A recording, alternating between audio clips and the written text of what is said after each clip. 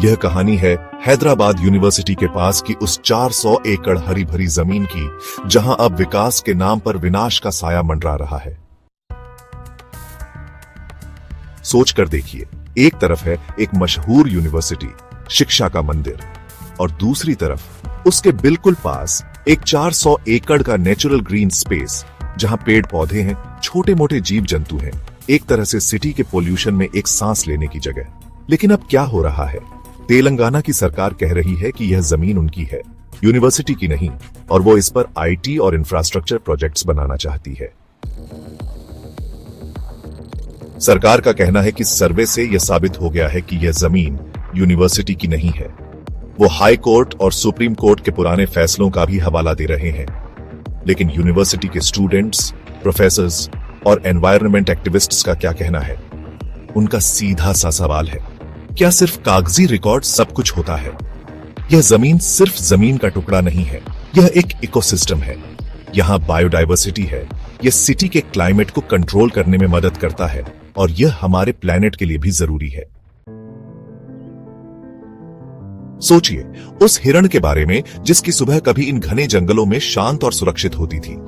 यहां हरी घास चरना, स्वच्छ पानी पीना और अपने परिवार के साथ बेफिक्र घूमना उसकी रोजमर्रा की जिंदगी थी। यह उसका घर था, उसकी दुनिया थी।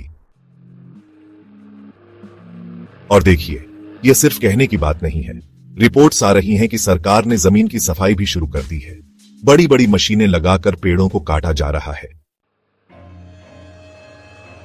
इमेजिन कीजिए, जो पेड़ शायद कई सालों से वहां खड़े थे, उन्हें पल भर में मिट्टी में मिला दिया गया। इस पर यूनिवर्सिटी के स्टूडेंट्स ने जब प्रोटेस्ट किया तो क्या हुआ? पुलिस ने उन्हें डिटेन किया, और कुछ रिपोर्ट्स तो यह भी कहती हैं कि उन पर बल का प्रयोग भी किया गया। अब देखिए, इस पूरे मुद्दे में अलग अलग लोगों का क्या कहना है। तेलंगाना की सरकार का पॉइंट है डेवलपमेंट। वो कह रहे हैं कि इस जमीन पर प्रोजेक्ट्स बनाकर स्टेट की इकोनॉमी बढ़ेगी, लोगों को रोजगार मिलेगा। शायद उनकी नजर में यह 400 एकड़ सिर्फ एक खाली प्लॉट है जिसे इस्तेमाल किया जा सकता है। लेकिन क्या सिर्फ पैसा और डेवलपमेंट ही सब कुछ होता है? इंडियन गवर्नमेंट, जो एनवायरनमेंट प्रोटेक्शन की बात करती है, इस मुद्दे पर डायरेक्टली तो कुछ नहीं कह रही है।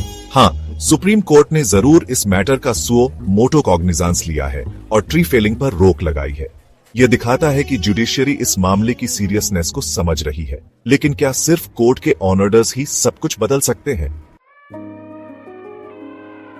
यह सिर्फ एक हाथी नहीं है दोस्तों, यह उस जंगल का रखवाला है, उस इकोसिस्टम का हिस्सा है। उसे क्या समझ आएगा कि यह लोहे का दानव उसके घर को क्यों उजाड़ रहा है? उसकी आंखों में डर और निराशा साफ झलक रही थी। वह अपनी जमीन बचाने की कोशिश कर रहा था, अपने अस्तित्व की लड़ाई लड़ रहा था। इस 400 एकड़ के जंगल में सिर्फ हिरण और हाथी ही नहीं रहते।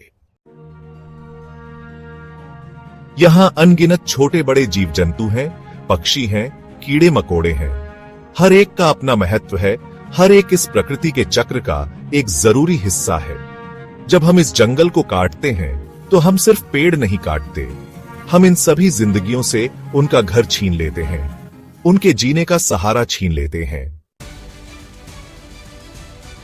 सोचिए उन पक्षियों के बारे में जिन्होंने बरसों से इन पेड़ों पर अपने घोंसले बनाए थे। अब उनके अंडे कहां सुरक्षित रहेंगे? उनके बच्चे कहां उड़ना सीखेंगे? उन छोटे जीवों का क्या होगा जो इन पेड़ों और पत्तों के बीच छिपकर अपनी जान बचाते थे? उनका सर्वाइवल, उनका अस्तित्व खतरे में पड़ गया है।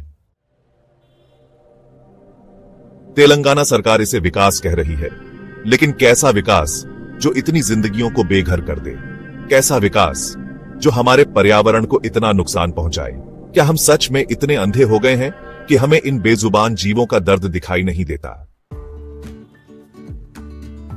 दोस्तों, यह सिर्फ हैदराबाद की बात नहीं है। पूरे देश में ऐसे ही जंगल, ऐसे ही नेचुरल स्पेसेस विकास के नाम पर काटे जा रहे हैं। हम भूल रहे हैं कि प्रकृति ही हमारा असली घर है। अगर हम इसे उजाड़ देंगे तो हम कहां जाएंगे? इन जानवरों का बेघर होना दरअसल हमारे अपने भविष्य पर एक बड़ा सवालिया निशान है। इन बेजुबान जीवों की आवाज हम तक नहीं पहुंचती, लेकिन इनका दर्द महसूस किया जा सकता है। इनकी चीखें अनसुनी रह जाती हैं, लेकिन इनका नुकसान हम सबको भुगतना पड़ेगा। क्या हम सिर्फ दर्शक बनकर यह सब होते हुए देखेंगे? क्या हमारी कोई जिम्मेदारी नहीं बनती कि हम इन जिंदगियों के लिए आवाज उठाएं?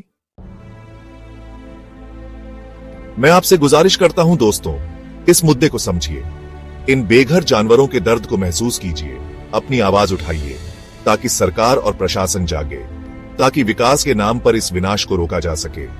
हमें एक ऐसा रास्ता खोजना होगा जहां विकास और पर्यावरण दोनों साथ साथ चल सकें। याद रखिए, यह पृथ्वी सिर्फ हमारी नहीं है, इस पर हर जीव का उतना ही हक है जितना हमारा। आइए मिलकर इन बेजुबान जिंदगियों के लिए लड़ें, उनके घर को बचाने के लिए लड़ें, अपने भविष्य को बचाने के लिए लड़ें। अब बात करते हैं यूनिवर्सिटी के स्टूडेंट्स की। उनका प्रोटेस्ट सिर्फ अपनी यूनिवर्सिटी की जमीन बचाने के लिए नहीं है, वो एक बड़ा मैसेज दे रहे हैं कि एनवायरनमेंट को बचाना हमारी सबसे बड़ी रिस्पांसिबिलिटी है। उनका कहना है कि यह सिर्फ एक फॉरेस्ट नहीं, यह हमारे फ्यूचर के लिए एक इन्वेस्टमेंट है। वर्ल्ड मीडिया में इस मुद्दे पर अभी उतना ज्यादा कवरेज नहीं है, लेकिन जो भी रिपोर्ट्स आई हैं, उनमें चिंता जरूर व्यक्त की गई है। जब किसी अर्बन एरिया में इतने बड़े ग्रीन स्पेस को खत्म किया जाता है, तो यह ग्लोबली भी एक नेगेटिव मैसेज देता है। दुनिया भर में लोग क्लाइमेट चेंज और बायोडायवर्सिटी लॉस से परेशान हैं, और ऐसे में अगर हम अपने बचाव के लिए बचे हुए नेचुरल स्पेसेस को भी मिटा देंगे, तो यह बहुत ही गलत होगा।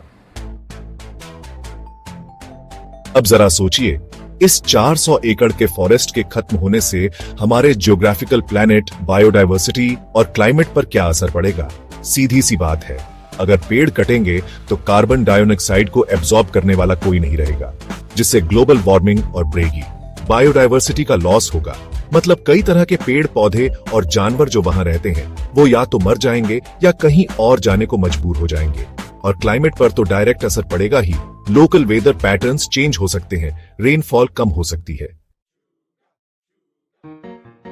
तो दोस्तों, इस पूरे मुद्दे में हम लोगों की क्या रोल है? हम क्या कर सकते हैं? सबसे पहले तो हमें इसके बारे में जानना और समझना होगा, अपनी आवाज उठानी होगी। सोशल मीडिया पर अपने दोस्तों से बात करके, अपने इलेक्टेड रिप्रेजेंटेटिव्स को लिखकर हर तरीके से यह मैसेज पहुंचाना होगा कि एनवायरनमेंट को बचाना कितना जरूरी है। याद रखिए, यह सिर्फ हैदराबाद यूनिवर्सिटी की बात नहीं है। ऐसे ही इंसिडेंट्स पूरे देश में हो रहे हैं। जब हम अपने नेचुरल रिसोर्सेज को सिर्फ डेवलपमेंट के नाम पर बर्बाद करते रहेंगे, तो हमारा फ्यूचर क्या होगा? हम अपने आने वाली जनरेशंस को क्या देकर जाएंगे? कंक्रीट के जंगल या फिर एक हरा भरा प्लैनेट? इसलिए दोस्तों, इस मुद्दे को सीरियसली लीजिए। अपनी राय कमेंट सेक्शन में जरूर बताइए, और अगर आपको यह वीडियो इंफॉर्मेटिव लगा हो तो इसे शेयर जरूर करें, ताकि ज्यादा से ज्यादा लोगों तक यह बात पहुंचे।